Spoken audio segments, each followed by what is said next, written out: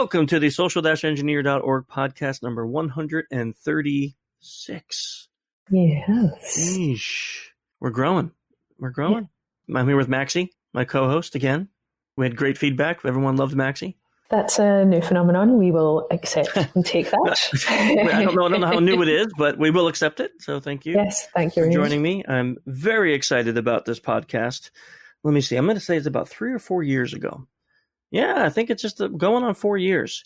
I met this guest, Osama Qurashi. He came to my class, and I remember meeting him for the first time. It was in Bristol, UK. And he comes in, and I say, introduce myself. What are you doing here? And he tells me he's a doctor. He's in the medical field. And he decided to quit his job to travel the globe and take trainings and lessons from people that he considered experts in fields. And I'm like, that fascinated me. Well, now we jump forward 4 more years, and he's done so many things. He's hung out with samurais, ninjas, Wim Hof, pickpockets, actors, comedians.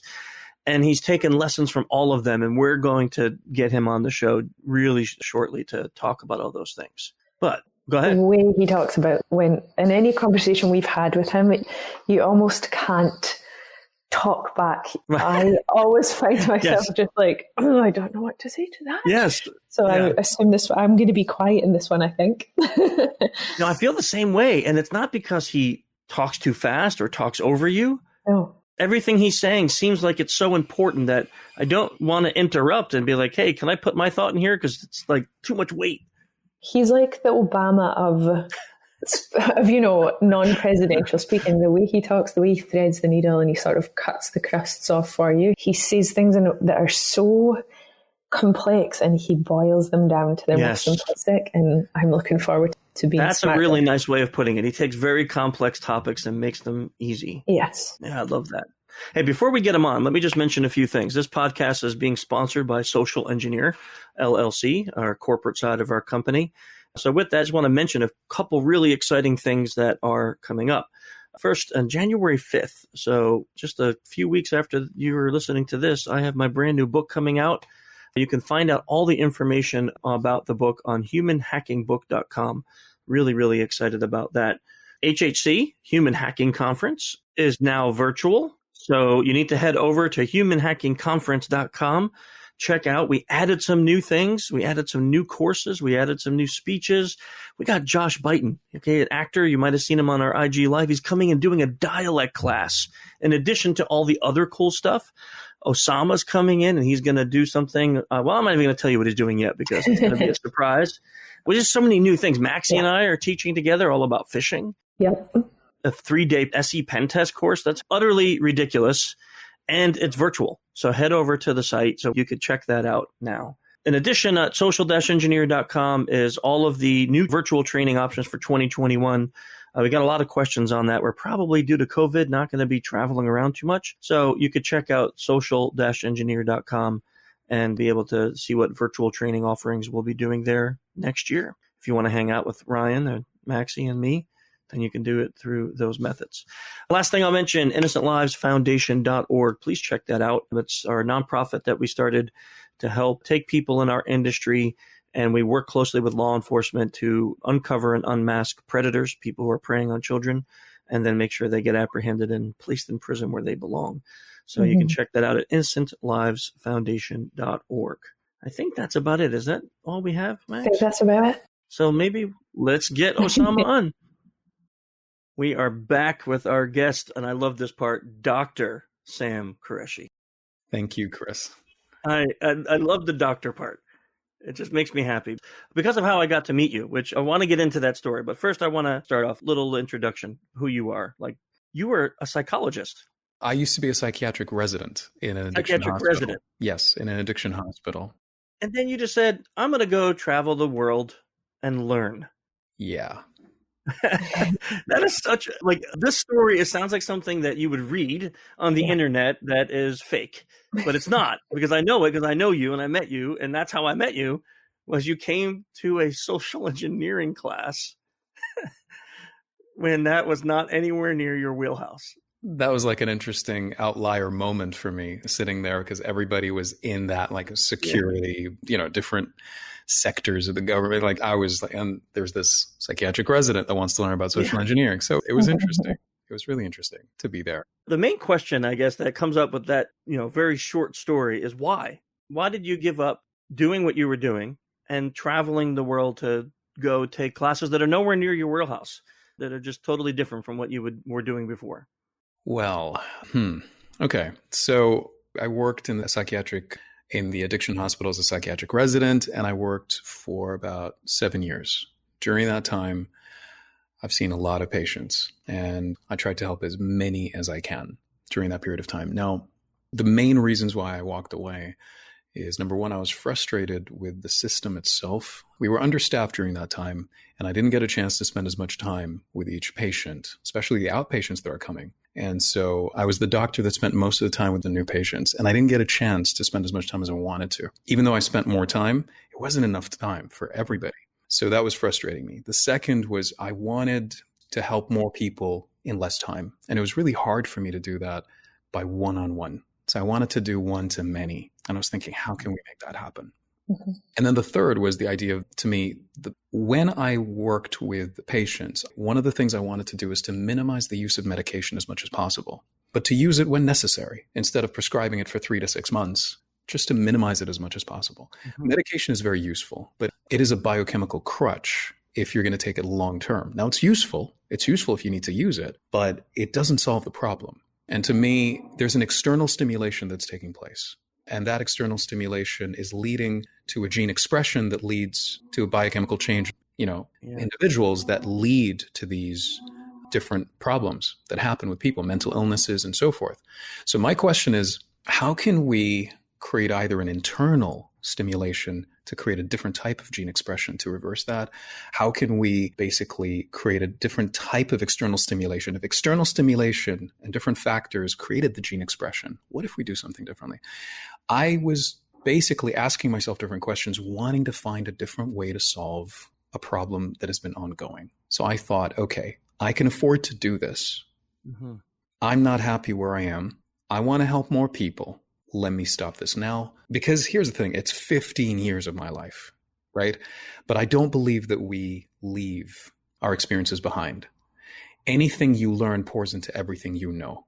So the fact that I walked away, 15 years later does not mean that that experience is not going to help me in every other field, even if it's absolutely different. That experience will tie in some way or form that I may or may not be aware of. And that's basically what happened.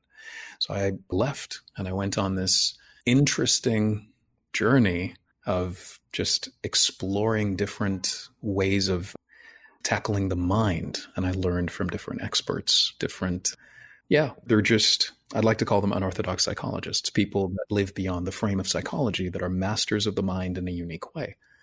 And it feels like characters to me when I think back, characters in some sort of the alchemist kind of journey or something, the cold reader, the horse whisperer, the joke doctor, the samurai, the ninja in the woods. All these are not actual, though all of these actually happened. I did train with a ninja in the woods. I did sword fighting with a samurai in Japan. I trained with the top cold reader in the world, Ian Rowland. The tea master in Japan. And there's this number one social engineer in the world. I'm not sure who he is. I can't remember his name. It's just not skip over it. Yeah. Ryan, I think his name is Ryan. Not sure. I think his name starts with Chris. That's the one. So I trained. Yeah. So I did all that, and I was basically, it's either a combination of one-on-one training or going on a retreat, learning with other people, but always having one-on-one with the person anyway, with the Q&A and sitting down, and maybe even after the training, having one-on-one as well, just spending a lot of time asking questions and learning as much as I can. And so I went on that kind of journey to learn. So if you had to and I know there's probably so many lessons, but if you had to just say, bundle it up, what is the thing that you learned from doing this? Bundling it up. I know that's hard.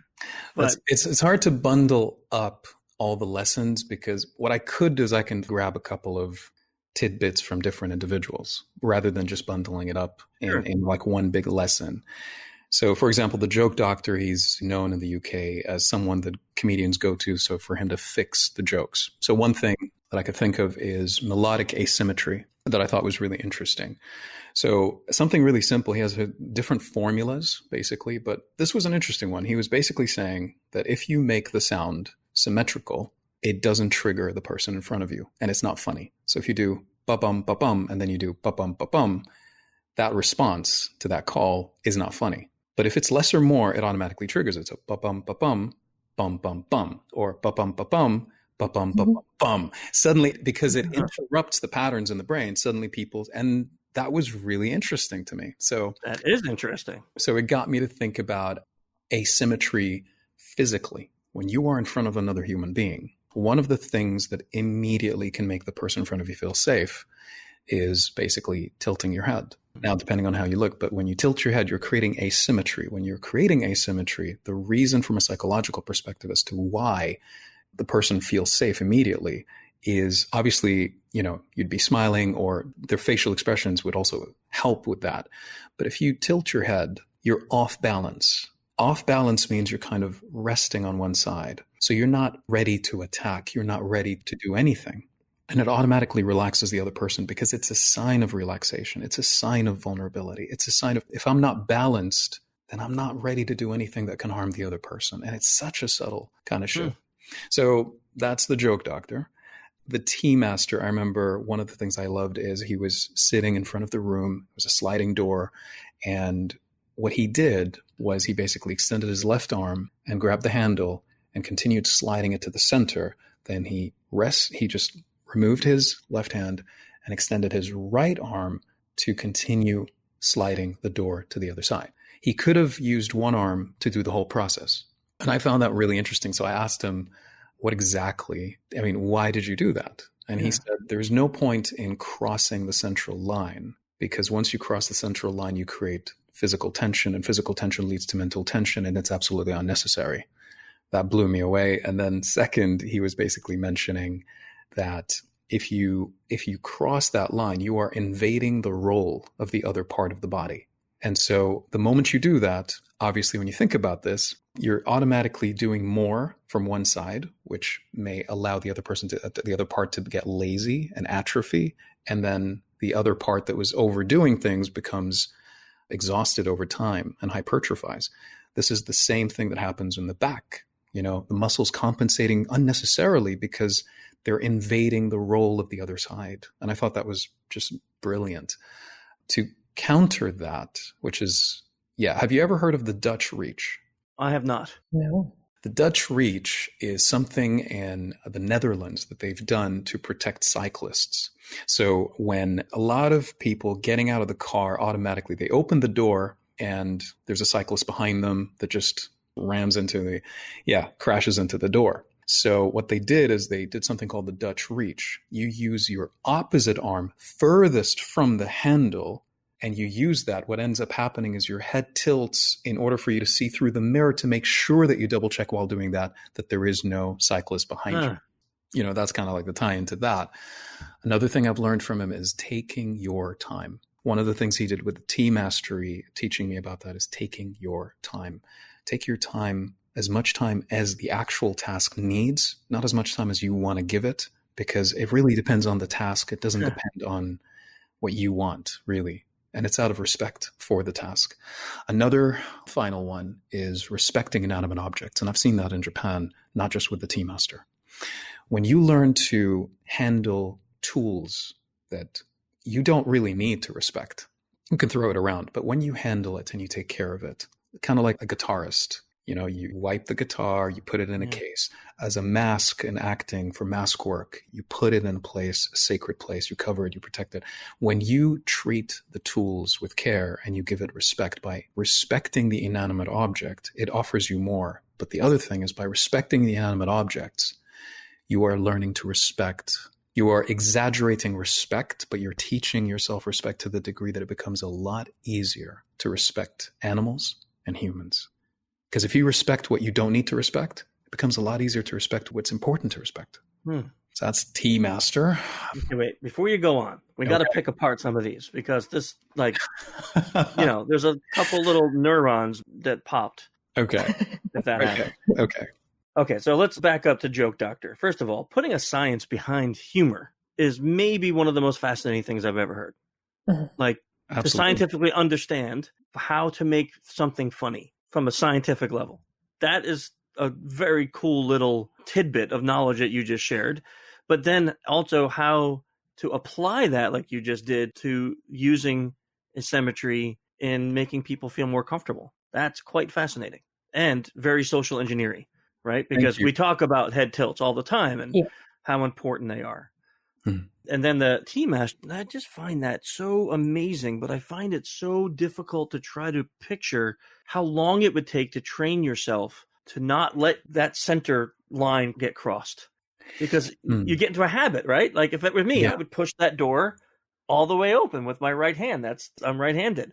But training yourself to say, no, I'm going to stop here and let this hand continue. It seems like that would be such a huge training effort for yourself to do that with everything. Here's the thing. I mean, right now, what I shared gave you something which is the most important thing to have at the beginning, which is awareness. You now have awareness of that. Now, the thing is to remind yourself of that awareness, and it becomes a lot easier to do it. And just like anything new, and this is something about mistakes. Mistakes is one of the biggest, actually, if I were to, now that you're mentioning it, one of the biggest takeaways of everything I've learned is there are two schools of thought when it comes to mistakes. There's the mistakes. Whenever you make a mistake, you immediately correct it because you don't want to teach your muscles to doing something in the wrong way. And then there's the other school, which is whenever you make a mistake, you ignore it, you keep going. You can always go back and repeat the whole thing, but you will iron out the wrinkle every single time.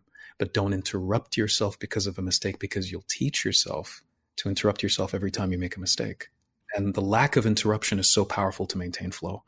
And these are two big kind of schools, and they're both right in different ways. And I was always like, okay, so which one? Yeah, that was my question. Which one do I use now? I can play with them, but I think being aware of them is really important. I have my own thoughts on middle ground, and I call it liminalism. And it's something I've been working as a model, being liminalistic and not going to extremes, but you can visit the extreme, but don't live in the extreme. And everybody that feels trapped is in an extreme in their life in some way or form.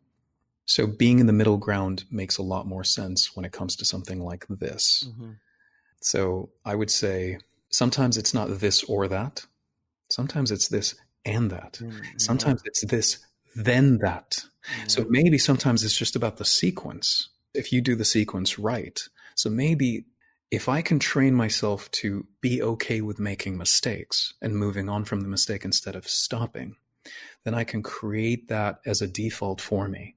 And after that, what I can do is then I can interrupt myself to, whenever I make a mistake, to correct it, because my baseline default is it's okay to make mistakes. And I think that's where the idea of not stopping when you make a mistake is so important. There's a sort of school of thought in mindfulness and meditation that is, if you are, say, having any thought or a bad one, that you are sort of to imagine acknowledging that thought as if you're taking a feather and putting it down a glass. It's that gently. You can acknowledge it, but you don't have to react to it. You're almost a bystander. If you imagine a road, you're watching the cars go by. You don't care about the color of them, the speed they're going. You just have to acknowledge them. Is that similar? Is that close to your process? Well, that ties into something huge, which is kind of, I would call it acceptance. And it's very interesting the thing that keeps us trapped is resistance. The thing that keeps us trapped is resistance. An example would be, I don't remember what tribe captures monkeys using a coconut, but I'll just tell the story. Coconuts carved, buried into the ground with the opening. The opening is big enough for the monkey's hand to go in to get the treat, but it's not big enough for the fist to come out when they grab the treat. And so what ends up happening is they do that. And the moment they get stuck, they panic. When they panic, they keep making the fist and they see the hunter coming and they keep panicking, trying to pull it, but doesn't happen. And all they had to do was let go of the treat, relax. I believe it's resistance that keeps us trapped. Acceptance is what sets us free. And basically what ends up happening, I believe that every human being has probably in some way or form thousands of monkeys, hands, and coconuts. We need to let that go. Accepting something, like choosing not to react. I think a good example of that is also in Japan. I can use that as an example as well in language. One of the things that I was fascinated about the Japanese language is they don't describe negative emotions in the first person. They only describe it in a different way. So they don't say, I am angry or I feel angry. They say anger is felt. And to me, that blew me away because that ties into what you're saying about the feather. Anger itself is automatically, when you say I am angry, you are defining your entire existence with that emotion. So how can you ever get rid of it? If you are the anger by saying I am angry, you already linguistically are trapping yourself. But when you say anger is felt, you're suddenly detaching yourself. You're becoming an observer. You're becoming a witness to something that's happening that may or may not be linked to you. You may feel it, you may not, but it's being felt. You're seeing it. You're distancing yourself linguistically. And that's so powerful. And it makes sense.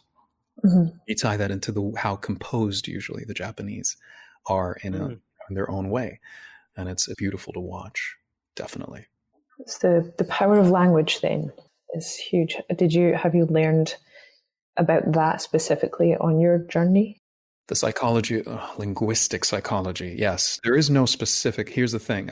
I'm attempting to write something about this because this is like, I'm trying to find a way I couldn't find an actual resource to cover it, but I'm trying to, if I don't have the book I want to read, I might as well write it. So I'm actually crafting that, the linguistic psychology and the psycholinguistics. Sounds good. So yeah, one thing I would say, for example, regarding that is the way you convey information. It's important to convey information as a possibility rather than conveying it with certainty, depending on what your outcome is. And what that means is when you are saying you have to do something, when you're telling someone you must do something, that is now a necessity, not a possibility. And we psychologically tend to resist necessity and we accept possibility. When it's a suggestion, you're not forcing anyone to do anything. You're suggesting it. And suddenly it becomes acceptable because it's more of an invitation rather than a command. That's not to say that you can't use language of certainty because you want to establish authority sometimes. So you'd use the language of certainty. But here's the thing. Sometimes the language of authority is not necessary if you use the tonality of authority while using language of possibility. The tonality is a lot more important sometimes because I can establish authority sometimes through the tonality rather than the words. They do amplify each other, but sometimes we need to learn to calibrate. Okay, so does this situation require using language of necessity and tonality of necessity? We need to cushion the blow sometimes. So this is a huge topic, actually. This is a huge topic, but I don't know if that answered your question. I've learned it randomly. I'm scrambling, writing a lot, creating my own thoughts on it and structuring it into something. But this is one of the concepts. Language of necessity versus language of possibility is so important. And we don't think about this in the way we communicate with people. And we wonder why they resist us, why they don't want to listen to us, why we don't influence them, why they're not changing that behavior, why. This ties into BJ Fogg. He's a research associate at Stanford University. He wrote Tiny Habits. He wrote this book, and he is the founder of Persuasion Technology Lab in Stanford University. And then they've changed it. He's changed it recently to Behavioral Design Lab. And it's now not about persuasion. It's about behavior design. I trained with him, and hopefully I'm going to invite him on my IG Live in the next month, hopefully, which would be fantastic. The book talks about this in a different way. So this is a good parallel to necessity and possibility, because the simpler you make the new habit you want to implement in your life, the lower the resistance you will have to it, the higher the motivation. But what most people do is they either start strong. I'm going to go to the gym. I'm going to do everything. I'm going to go through all the machines, all the body parts. And then the next day, I'm never going to go again. It's that that excitement to get in and then the excitement to leave. Like, I can't wait what was I thinking? It's because you started so strong. It wasn't simple. And that was the problem. The second aspect of it, as another kind of point is some people start simple and they gradually complicate it, and then they stop again. So in a way, what I learned from that is start small, stay small, last long. So I want to do 5 push-ups. I will only do 5 push-ups every day. If I want to go beyond that, that's a bonus. But my basic is 5 push-ups. I'm not going to change that, for example. So what ends up happening is you're tricking your mind to keeping it simple, even though now you've gradually increased it to 20 or 30 or 40 push-ups. To you, the goal is 5 push-ups. And whenever you would like to go beyond that, you can.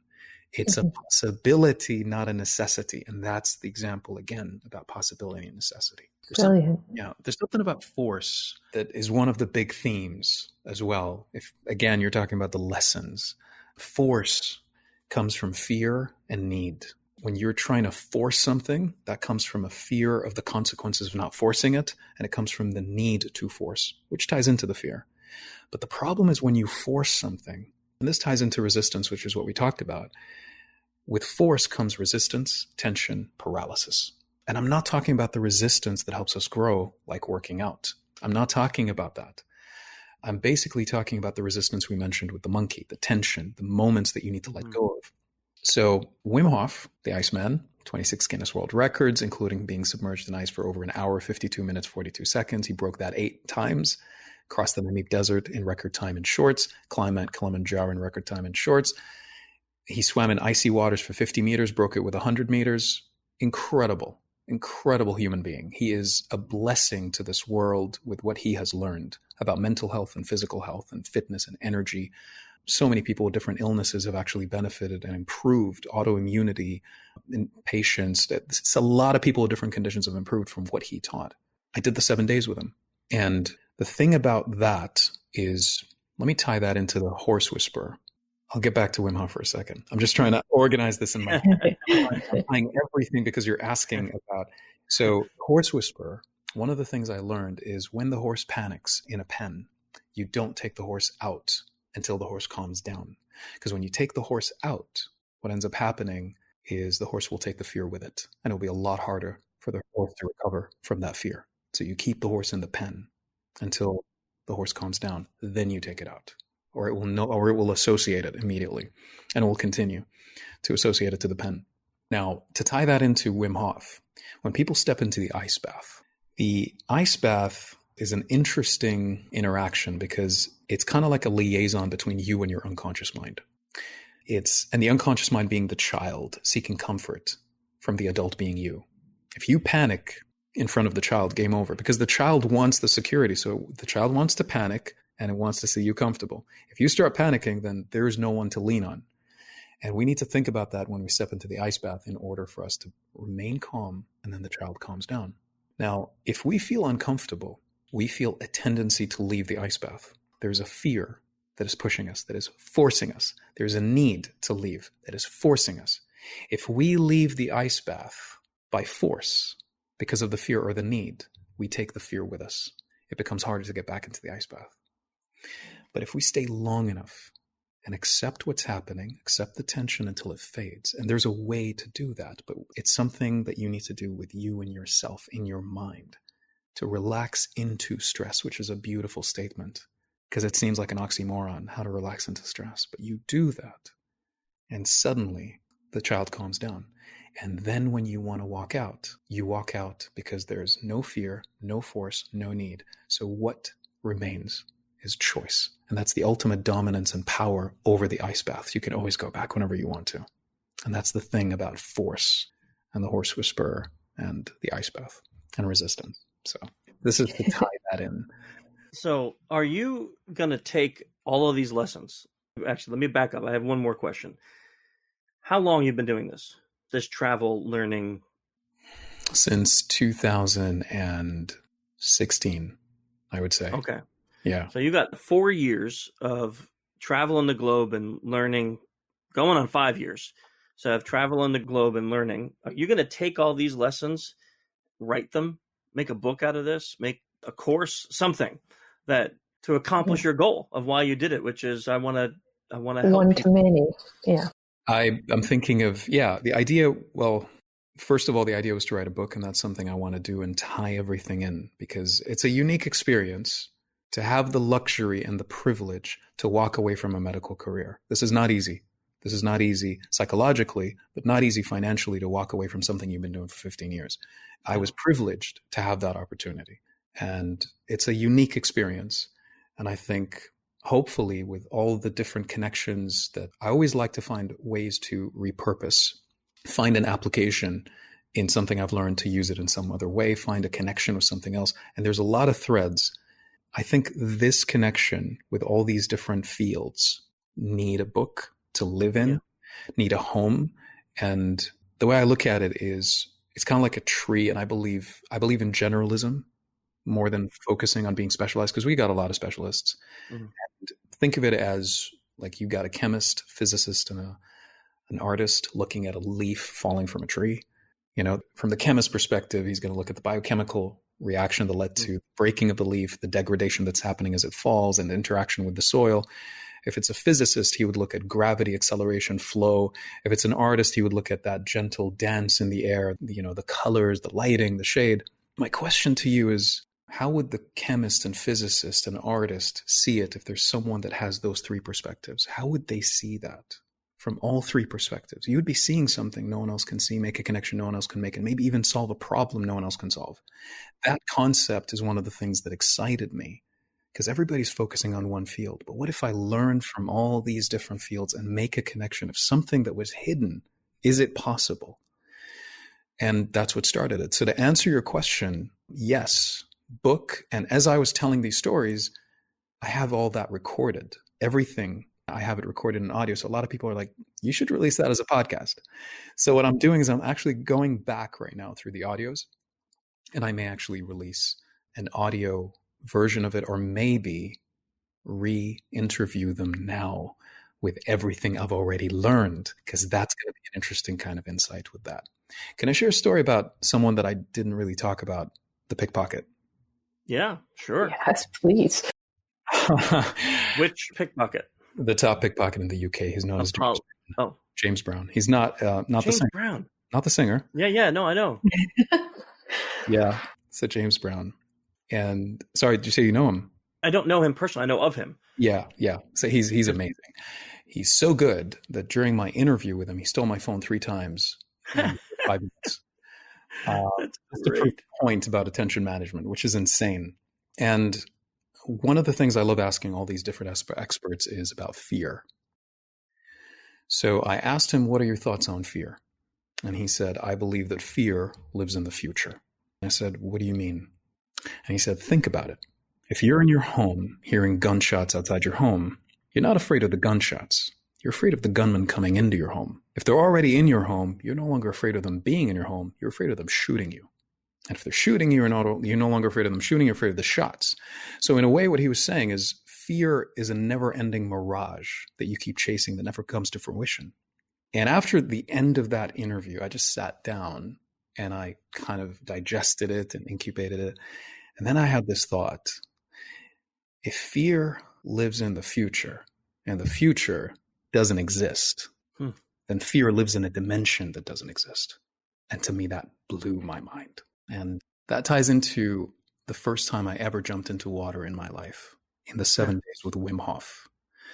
I was standing on the edge of the cliff. I was looking down. But you never swam before that moment? I did. I just never jumped into water. Oh, I see. Like a cliff dive almost. Yeah. Yeah, we did 5 minutes, a 5-minute ice bath on the first day, 10 minutes second day, 15 minutes third day, jumped off a cliff on the 4th day. That's how he rolls. That's how Wim Hof rolls. Let's jump off a cliff. And it was not planned. He just decided it. So I was like, yeah, let's do it, I guess. So we did that. And how tall of a cliff are you leaping from? To be honest, for someone that never jumped into water, it could have been 1 meter, but it wasn't. Yeah. But yeah, it wasn't that high. It just seems so tall when you do it, though, doesn't it? It doesn't matter if it's 6 feet. It looks like it's 50. You think 6 feet small? It wasn't. 6 feet is 2 meters. It wasn't as high as you think. It wasn't that low. So it was really intimidating. So I was standing on the edge of the cliff, looking down, and it's in the moment of hesitation that fear can stop you. It's in that moment of hesitation. I remember Tony Robbins talked about that. You want to start working out in the morning, you have your shoes next to you, wake up, you slip your feet in the shoes and you keep walking. By the time the mind realizes what you have done, it's already too late to stop you. So what I did is I immediately jumped. And obviously the moment I jumped, the mind was trying to figure out what the hell I just did. And my first thought, surprisingly, was the water was actually colder than the ice bath. And I walked out, swam out, dried up. Where were you? I'm just curious. What? Spain. It was in Spain in summer. It should have been hot. Like, how could it be colder than the ice bath? Yeah. So I swam out, dried up, and I thought of what happened. And I remember what the pickpocket had said. I remembered that. And I was like, okay. So what I did was I was thinking, if fear lives in the future, fear has just joined me in the present moment. Fear is visiting me in the present moment. So if I jump, if I get back to the future before the fear gets to it, I can obliterate it. So in a way, I was racing fear into the future, and I got it there first. Mm-hmm. That was one of, the insights that happened during the Wim Hof experience about fear. That's a great story, by the way. That's a phenomenal story. Thank you. And I want that book. So. Yeah, I would love to write. I'm in the process of writing it, but it's always been delayed with everything I'm doing, but it needs to have my attention. And I'm doing that. I can't wait. Because you identified something. You have experiences that I think so many people can benefit from, but they wouldn't be able to do it. Right. And you took more than just that cliff. You jumped off a cliff in life. You said, I'm going to go and give up this amazing career, making great money to go do this thing that may or may not pan out to a great future. May or may not. Who knows? Right. Because you didn't know. Right. You didn't know. I mean, you would have learned a bunch of stuff, but how would you know that you'd take all of that and make something out of it? So you jumped off that cliff, and now you did. You learned some amazing things, and you have so much knowledge to share. And I think it needs to be shared. I cannot wait to share it. And I think that was beautifully said, actually, the parallel of jumping off a cliff, the cliff of life. I think that was really beautiful. I just remembered something because you triggered that question from the very beginning, and I'm thinking about it. Like, if there's a big thing, what are those big things? One of the main problems that a lot of people have is whenever they hear about something new, they try it. Now, the first thing you need to do is try something that you don't know, but there's another step there. Because if you try something and it doesn't work, they're like, I tried it and it didn't work. 2 questions I highly recommend people ask. Did I do it enough? Did I do it properly? Because a lot of times you will dismiss something and it's just because you didn't do it properly, or you'll dismiss something because you didn't do it enough. Like, if I give you an antibiotic that is supposed to work, but you need to take it 3 times a day for 5 days, and you took it once a day, you didn't take it properly. Right. If you take it for 3 days and you feel better, but on the 4th day you feel worse, but you didn't take it on the 4th day, you didn't take it long enough. You didn't take it enough. So those 2 are really important in terms of learning anything and giving something a fair shot, really, instead of just quitting on something and dismissing it because it could have been the best thing that ever happened to you. Mm-hmm. And Wim Hof was one of the best things that ever happened to me. Wim Hof as a person, the Wim Hof breathing, one of the most powerful things that I just would love to just promote, for the next, 10, 20 years. It's unbelievable what it does to you. So my question for you, Sam, is with all of this, with all that you've experienced and how you've gone through it, how have you been changed by it? The more I learn, the more I realize the more there is to learn. And if there's one thing that I've learned more and more every single day is the more you learn, the more you realize that incompetence is temporary. And a lot of people stop learning something, or they fear learning something because they believe that they are incompetent. And they are right. If you don't know something, you are incompetent, and that's okay because it's only temporary. It's only temporary. You just need to accept, and we go back to the word acceptance, that to learn something new, you need to first accept that you are temporarily incompetent. And by learning to be temporarily incompetent, because that's the barrier that stops people from learning, it's okay to not know. I believe it's not okay to not care to know. Mm-hmm. But it's okay to not know, as long, and maybe you don't care to know something because it doesn't matter to you. That's your choice. But at the end of the day, acceptance sets us free. And I've learned that in so many ways. You will love learning the more you do it. Curiosity is the ultimate tool, and accepting making mistakes. And I guess that ties into the incompetence a bit. It's okay to make mistakes. Actually, And I think that was the last quote, I believe. I don't even remember what was the quote, but it was about failure and success. I think you posted it on your Instagram. Maya reached out to me about that, which is cool, because there is no success without failure. Like, avoiding failure is avoiding success. There is no way. That's the quote. There is no way for you to succeed if you want to avoid failure, because guess what? You can't succeed without failing. Yeah. That's like, okay, I want to succeed. Okay, that's step 2. In order to reach that, step 1 is to fail. No, I don't want to do that. Okay, so you're not going to succeed. It's that simple. You need to fail to succeed. Get excited about failure to push through it. And sometimes maybe enjoy the failure to enjoy the journey in order for you to succeed. I think a lot of times people put so much of their self-worth into successes or failures, right? And that can be maybe such an overgeneralization, but I see this a lot in youth, like, I don't like these things because I can't do them well. I don't want to do this because I can't do it well, or I suck because I can't do this thing good. And our self-worth, and maybe it's a Western culture or not, but seems to be tied up in this balance between successes and failures. But I love your point, because I think I found that in my career, is that I got here where I am today because of all the failures, because I learned more from failing. When I failed, I went, ooh, I don't want to duplicate that again. So how do I not duplicate that? And then coming up with processes or changes or things to say, I'm not going to go and do that again. The whole leave them feeling better for having methodology came from a massive failure in my career. I wouldn't have had that if it wasn't for that. So I do value them, but that took a long time for me to get there. So I wonder if there's like a tip you have for people who may be struggling with attaching too much of their self-worth to their failures, how they can start to view them differently. It's shifting.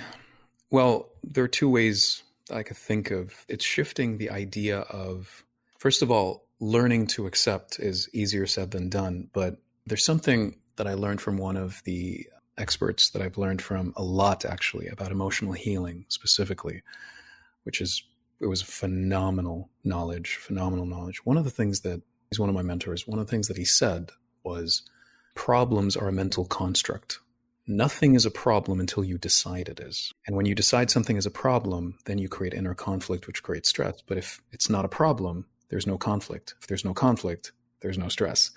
And we learn to give other people permission to tell us what is important and what isn't, and what we can and can't do. And that's a big problem.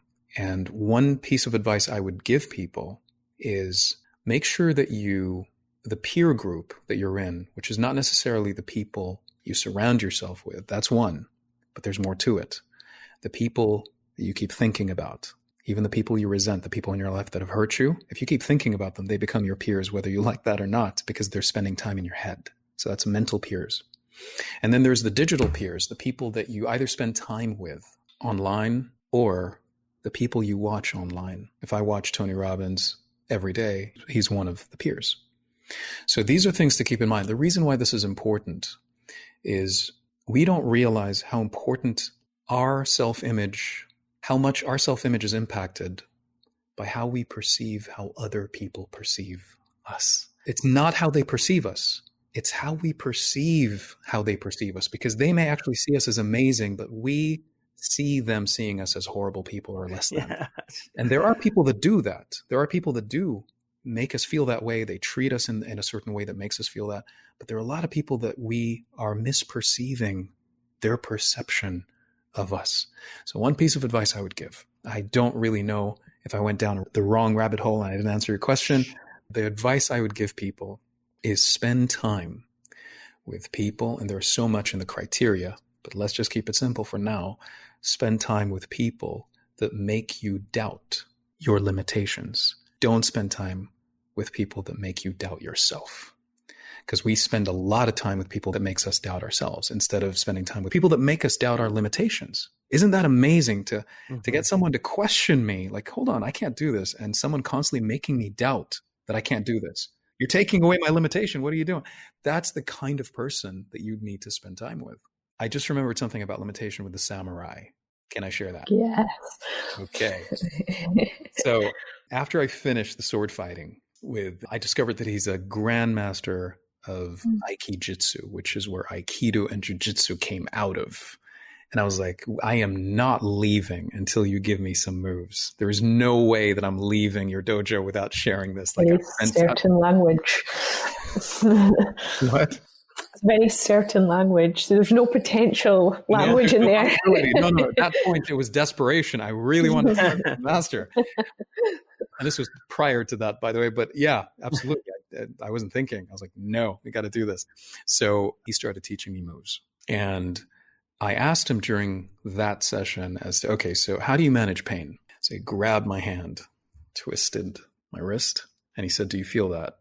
And I said, yeah, I do. He asked me, does it hurt? I was like, yes, it does. And then he asked me, can you move? And I said, no, I can't. And he asked me, why? Your entire body is free to do anything. It's just that you're focusing on the twisting, on the pain. And I paused for a moment, and he asked me to close my eyes and to visualize the pain traveling up my arm, through my torso, to the left hip joint. And I did that for 30 seconds. I didn't feel the pain travel, but I no longer felt the pain in my wrist. And not only in that moment was I able to move, I was able to move him, and nothing changed because the wrist was still there, twisted. My takeaway is when you focus on the limitation, you're paralyzed. When you focus on the resources, the limitation takes care of itself. Beautiful point.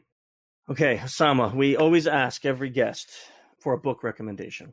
Now, I'm sure you probably have about 1,000, but give us one or two that you say, these affected me greatly. You need to read them. I think one of the most important books to be read in general for mental and physical health is The Body Keeps the Score. I'm trying to remember the name of the author, but I don't, but it's The Body Keeps the Score. It's really important because it tackles something we've all had, and a lot of people still have, which is emotional trauma, and the link between emotional trauma and mental health and physical health. And I think it's a super valuable tool for people. Another book I'd recommend is the Wim Hof Method book that just came out. And Did it really? Yeah, it just came out. I interviewed Wim twice in 3 weeks on IG Live, which was a blast, which was an absolute blast. And in the book, he touches upon all the different techniques in the Wim Hof Method for lowering stress, for mood regulation, for endurance, performance. It's just amazing. And all the case studies and everything that's right now. There's research going on right now. There's a new book he's coming out with, which is fantastic as well, but that's a topic for another day. The final book I would recommend is a book called Breath by James Nestor. That's an interesting book because it's probably the best book ever written on breathing as a general thing. And one of the biggest takeaways is that the way we consumed processed food affected us and made us breathe, increased our mouth breathing, which changed the shape of our face, which caused a lot of illnesses to emerge, include inflammatory conditions. And our teeth became crooked because of that. And sleep apnea occurred and snoring developed. And there's so many different problems. And just by adjusting, and he studied skulls, and all the skulls didn't have crooked teeth. All animals don't have crooked teeth. And it's interesting that the introduction of processed food created that. But the breathing and the different tips, because he studied everything, including Wim Hof. Mm-hmm. And it is just fascinating to go through that. Just by shifting mouth breathing to nasal breathing, you will immediately notice a shift, including the boost in your immune system, tackling the inflammation, just because of the nitric oxide that increases through nasal breathing, which people don't stimulate through mouth breathing. So these are the 3 books that I'd recommend. Thank you for those. And if people want to know more about you, follow you, get some more of your knowledge, where can they do that? What's the best way? As for now, I would go for Sam Qurashi, S-A-M for Michael, Qurashi. That's my Instagram handle. That's the main place to find me. In terms of YouTube, Sam Qurashi as well, but it's 2 words. It's not one, but I think you could try both. You will find the same profile photo. It's the same profile photo everywhere. And anybody that wants more, like a deeper dive, there's my Patreon account, Sam Qurashi. These are the 3. Awesome. Sama, I can't thank you enough, man. This has been so fascinating that I forgot to even take a break and do a commercial, and I don't care because this was so awesome. Like I said before we started, I could probably talk to you for hours. Not probably. We have done it before. We have, and I'd be honored to do it again. Yeah. I'd be honored. Thank you so much. Thank you for having me. I don't think you should thank us. We are both just very thankful. It was really amazing. I feel smarter. Is that possible? It is. Yeah. There's always room for me to be smarter, but is it really smart? Is it really smarter to, Joe, it doesn't matter. This was amazing. That's music to my ears, and I'm glad it resonated. And again, I really do deeply appreciate being invited to have this conversation. It's always a pleasure.